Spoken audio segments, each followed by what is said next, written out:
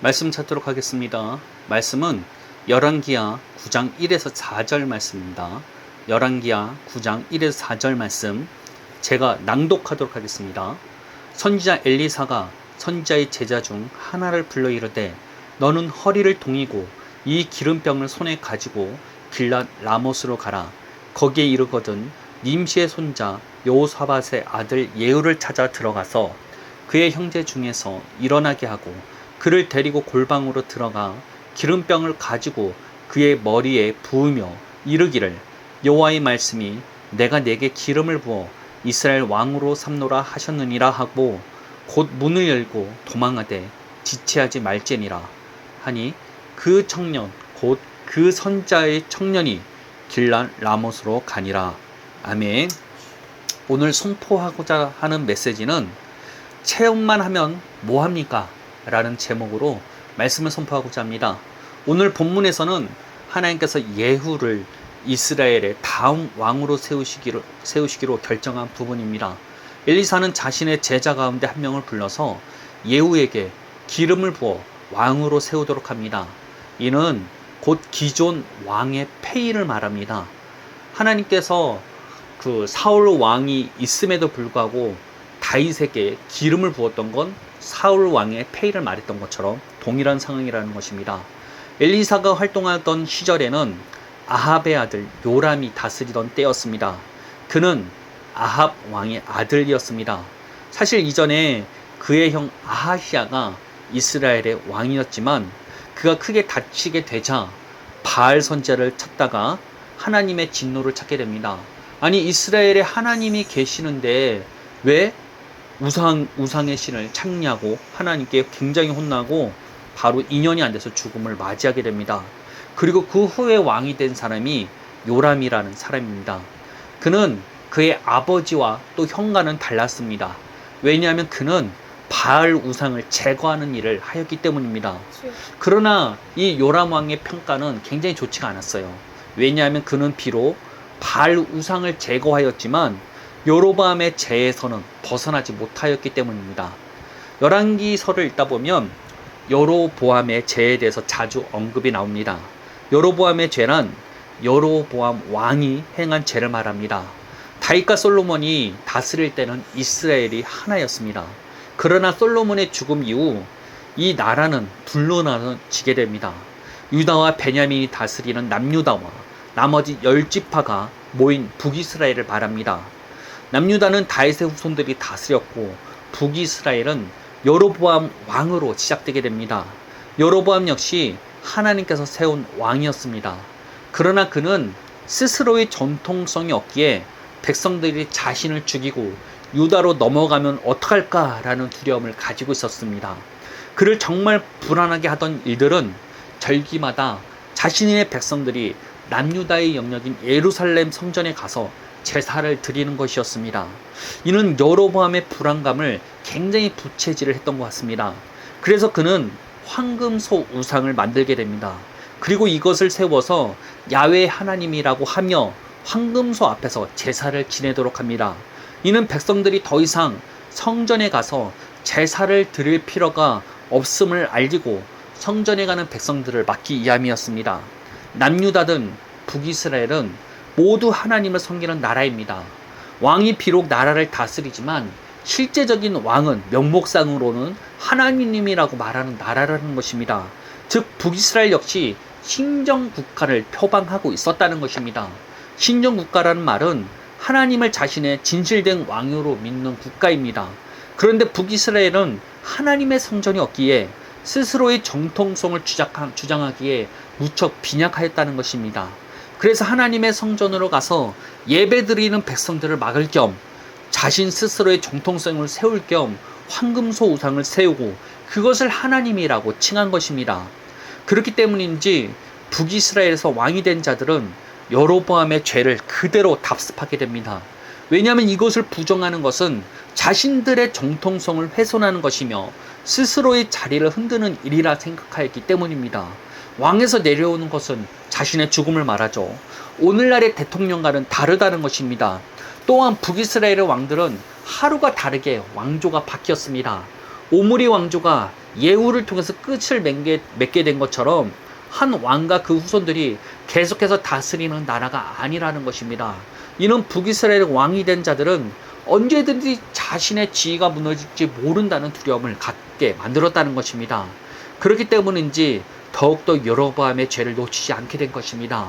자신의 생명과 지위를 위해서 말입니다. 북이스라엘의 왕들은 어느 누구도 이러한 죄에서 벗어나지 못하였습니다. 그 결과가 북이스라엘의 멸망으로까지 이어지게 됩니다.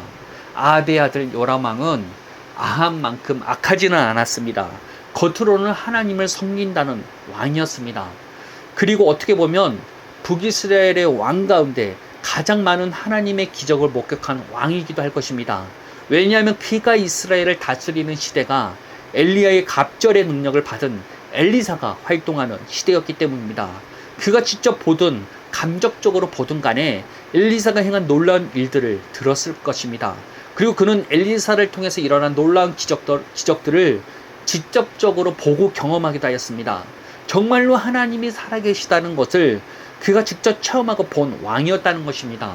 그럼에도 불구하고 그는 여로보암의 죄에서 돌이키지 않았습니다. 하나님께서 이러한 요람 왕에게 12년이라는 시간을 허락해 주었던 것은 왜냐하면 요람 왕의 신앙이 아주 없는 것은 아니었기 때문입니다. 엘리사를 통해서 하나님께서 행하신 것들을 많이 경험하였기 때문이라는 것입니다. 오늘날로 치자면 교회 안에서 많은 체험을 한 교인과 같다는 것입니다. 그러나 그는 근본적인 부분에서 하나님께 돌이키지 않았습니다. 하나님께 순종하는 것은 자신의 생명의 위협을 느끼는 것이라 생각하였기 때문이겠죠. 그렇기 때문에 하나님을 섬긴다고 하며 체험은 많이 하였지만 순종할 생각 자체를 하지 않았다는 것입니다. 자신의 생명을 걸고 싶지 않았기 때문입니다. 그러나 이러한 요람 왕과는 무척 대비되는 사람이 있습니다. 그것은 아합의 가문을 끝내버린 예후 왕이 아닌 죽었던 아들이 부활하게 된 것을 경험한 수넴 여인이었습니다. 수넴 여인은 엘리사가 하나님이 일을 하는데 편의를 봐주기 위해서 자신의 집에 엘리사의 방을 만들어 얼마든지 머물다가 갈 수 있도록 한 여인이었습니다. 사실 자신의 집에 가족이 아닌 남인 엘리사의 방을 마련한다는 것은 그녀가 얼마나 신앙이 깊은지를 알 수 있는 대목이었습니다. 그리고 엘리사를 통해서 아이를 낳을 수 없는 나이에 아이를 낳게 되었지만 그 아이가 얼마 안 돼서 죽게 되고 죽은 아이의 부활을 경험하기도 한 여인이었습니다. 그런 수넴 여인에게 엘리사가 찾아가게 되었습니다. 그것은 7년 동안 나라에 흉년이 일어날 것이니 피난을 가라는 것이었습니다. 그 당시 수넴 여인과 그 가족의 주 수입원은 농사였습니다. 그녀가 부유하다는 성경의 증언이 있었다는 것은 그녀가 정말로 큰 땅을 소유하고 있었다는 것입니다. 그런데 이 모든 것을 내려놓고 다른 나라로 피해야 하는 상황이라는 것입니다. 자신의 생계가 달려있는 땅과 집을 두고 다른 곳으로 이사를 가는 것은 정말로 쉬운 결정이 아닙니다. 땅과 집을 버리고 가는 것은 수넴 여인의 생명과 연결된 상황이라는 것입니다. 그럼에도 불구하고 수넴 여인은 순종하게 됩니다. 블레셋 땅으로 가서 7년이라는 세월 동안 머물게 된 것입니다. 수넴 여인도 요람 왕과 같은 하나님의 놀라운 기적을 경험한 사람이었습니다. 그러나 요람 왕과는 다른 선택을 하게 됩니다. 자신의 생명이 어떠하든지 간에 하나님의 말씀에 순종하기로 결정한 것입니다. 그녀라고 자신의 모든 재산이라 할 수 있는 땅과 집을 두고 떠나는 것이 쉬웠겠습니까? 두려웠을 것입니다. 그러나 그녀는 그 두려운 마음보다 하나님의 말씀을 선택하게 되었다는 것입니다.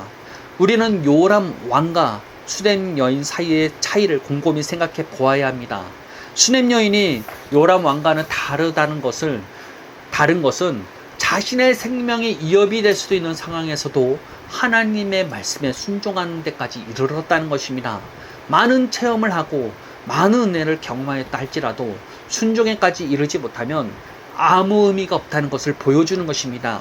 하나님께서 우리에게 예수님을 허락하신 것은 단순히 예수 믿고 천국 가는 것이 목적이 아니라는 것입니다.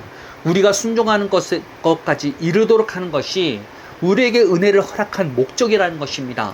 그렇게 성경은 무조건적인 은혜를 말하면서도 믿는 사람이라 할지라도 버림받을 수 있음을 언급하는 것입니다. 다시 말씀드리겠지만 하나님께서 허락하시는 은혜는 우리가 하나님의 말씀대로 순종하기 위한 목적을 가지고 있다는 것입니다. 우리가 더 이상 죄에서 종노릇하는 것에서 벗어나 의의 삶이 가능해지도록 하는 것이 복음의 목적이라는 것입니다. 이를 위해서 우리의 죄를 십자가를 통해서 없이 하실 뿐만 아니라 성령을 허락하신 것입니다. 그렇게 에스겔 선지자는 이러한 성령을 받게 될 우리들에게 이러한 예언을 선포한 것입니다. 에스겔서 36장 26에서 27절 말씀을 읽어드리도록 하겠습니다. 또 새 영을 너희 속에 두고 새 마음을 너희에게 주되 너희 육신에서 굳은 마음을 제거하고 부드러운 마음을 줄 것이며 또 내 영을 너희 속에 두어 너희로 내 율례를 행하게 하리니 너희가 내 규례를 지켜 행할지니라. 우리에게 주어진 복음은 우리에게 새 마음을 주어서 부드러운 마음을 허락하고 하나님의 말씀에 순종할 수 있게 하기 위한 목적을 가지고 있다는 것입니다. 그렇게 우리가 하나님의 말씀을 믿는다면 그러한 삶이 가능해지게 되어 있다는 것입니다. 그런데 그런 하나님의 은혜를 경험하려면 우리의 생명이 죽음을 경험해야 한다는 것입니다. 당연히 자살하라는 말이 아니죠. 예수님의 십자가와 함께 죽음을 경험해야 한다는 것입니다. 이는 오직 자기 자신이 부인을 해야만 경험할 수 있다는 것입니다. 성경은 우리가 그리스도와 함께 죽었다고 말하고 있습니다. 그리고 우리가 새로운 신분과 지위 그리고 하나님의 유업을 이어받게 되었다고 말한다는 것입니다. 자기를 부인한다는 것은 내가 현재 어떤 생각을 가지고 어떤 것을 느낀다 할지라도 내 생각이 아닌 하나님의 말씀을 붙잡는 것입니다. 성경이 내가 그리스도와 함께 죽었다고 말하니 그 말씀대로 자신의 죽음을 받아들이는 것입니다. 곧 자기 부인도 일종의 믿음의 영역이라는 것입니다. 그런데 우리의 의식까지 하나님의 말씀을 있는 그대로 믿게 하기 위해서 우리가 어떻게 해야 할까요? 그냥 믿어야겠다고 의지를 사용하면 믿어질까요? 우리의 의식까지 새롭게 하는 가장 좋은 방법은 묵상이라는 것입니다. 하나님의 말씀을 주야로 소리내어서 반복하여 암송하는 것을 성경이 말하는 묵상이라는 것입니다. 하나님께서는 말씀으로 세상을 창조하셨습니다. 그리고 그런 하나님의 형상으로 지음을 받은 게 우리라는 것이죠. 이 말은 우리들의 말에도 영향력이 있다는 것입니다. 그렇게 성경은 묵상하는 자가 복 있는 자라는 것을 알리기도 하였습니다. 즉 하나님의 약속들을 주야로 묵상함으로써 우리의 의식을 새롭게 바꿀 수 있다는 것입니다. 성경이 요구하는 믿음을 소유할 수 있게 된다는 것입니다. 사실 묵상이 자기 부인을 하는 과정 가운데 한 가지입니다. 내가 어떤 생각을 가지고 판단을 가지고 있다 할지라도 하나님의 말씀을 묵상함으로써 자기를 부인하게 되며 하나님께서 허락한 정체성을 잊게 되는 것이기 때문입니다. 우리는 날마다 자기 자신을 부인해야 합니다. 내 생각, 내 판단, 다른 하나님의 말씀을 내 판단과 다른 하나님의 말씀을 묵상함으로써 하나님의 말씀이 나를 주장할 수 있도록 말입니다. 우리 안에 내주하시는 성령은 우리의 믿음에 따라 일하시게 되어 있다는 것입니다. 반드시 믿음에 반응하신다는 것입니다. 우리가 정말 그리스도 안에서 죽음을 맞이했고 새로운 피조물이라 믿는다면 우리의 믿음대로 일하신다는 것입니다. 그러나 이와 반대로 자신이 죄에서 굴복할 수밖에 없고 이길 수 없다고 믿는다면 그 믿음대로 우리 자신은 살 수밖에 없다는 것입니다. 더 이상 우리는 스스로의 가치를 버려서는 안 됩니다. 요람왕이 하나님께서 자기를 책임져 주실 것을 믿고 오래된 잘못된 정통을 거절했다면 어떻게 되었겠습니까? 하나님께서는 요람왕을 반드시 보호하시고 책임져 주셨을 것입니다. 그러나 요람왕은 순종을 엄두도 내지 못했죠. 불안 때문에 말입니다. 우리가 우리 자신의 생명을 부인하지 못하면 하나님의 말씀에 대해서 우리는 두려움을 느낄 수밖에 없습니다. 자기를 부인해야 하나님께서 우리에게 허락하신 약속을 경험할 수 있다는 것입니다. 즉 자기의 생명을 빨리 버리는 자들이 자신을 부인하는 자들이며 하나님과 그 약속을 경험하게 되어 있다는 것입니다. 술, 담배 안 한다고 괜찮은 것이 아닙니다. 술과 담배는 우리 신앙과 전혀 관계가 없는 수준이라는 것입니다. 진짜 우리가 주목해야 될 부분은 내가 어떻게 하면 자기를 부인함으로써 하나님의 말씀을 체험할까입니다. 하나님께서는 반드시 자신하신 약속을 실행하십니다. 부드러운 마음을 허락하고 말씀을 지키게 하는 자들은 그 하나님의 말씀을 믿고 자신을 부인하던 자들만이 자기 자신의 생명을 내려놓은 자들만이 경험할 수 있다는 것입니다. 체험이 많다고 괜찮은 것이 아니라 순종에 이르는 자가 되어야 합니다. 자기 부인이 무엇인지를 경험하시길 바랍니다. 믿음을 사용하는 것이 무엇인지 깨달으시길 바랍니다. 하나님의 말씀을 제발 묵상 좀 해보시길 바랍니다. 반드시 하나님의 약속을 경험하게 될 것입니다. 체험만으로 만족하지 마시고 순종에 이르는 신앙인들이 될 수 있기를 예수님의 이름으로 축복하겠습니다. 기도하겠습니다. 하나님 감사합니다. 우리에게 놀라운 은혜를 허락하신 것은 우리가 순종에 이르도록 하기 위한 하나님의 계획과 목적이었음을 깨달았습니다. 하나님, 우리가 주님의 약속을 믿음으로써 이제는 그 약속대로 순종에 이르기를 원합니다. 날마다 주님의 말씀을 묵상할 수 있게 하여 주옵소서. 우리의 의식과 세계관이 하나님의 말씀대로 생각할 수 있는, 하나님의 말씀대로 바뀔 수 있는 우리를 되기 원합니다. 우리 스스로 하는 신앙에서 벗어나 자기를 부인하며 하나님이 하실 수 있는 신앙인이 될 수 있도록 우리를 이끌어 가지옵소서. 예수님의 이름으로 기도합니다. 아멘.